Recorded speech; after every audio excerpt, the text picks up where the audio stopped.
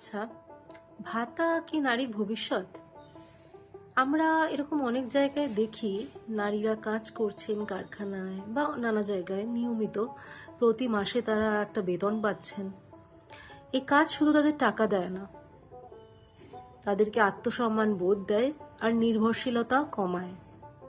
বাংলায় স্কিম বা স্কিল দুটোরই কোনো অভাব নেই, কিন্তু ভাতা আছে, সহায়তা আছে, কিন্তু স্থায়ী সম্মানজনক কাজের সুযোগ এখনো খুব কম জায়গায় আছে, বিশেষ করে নারীদের।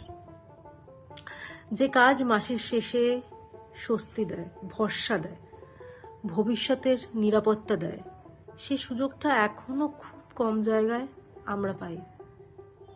অতএব ভাতা সাময়িকভাবে স্বস্তি দেয় ঠিকই, কিন্তু কাজ দেয় নিরাপত্তা, স্থায়ী শান্তি আর স্বাধীনতা।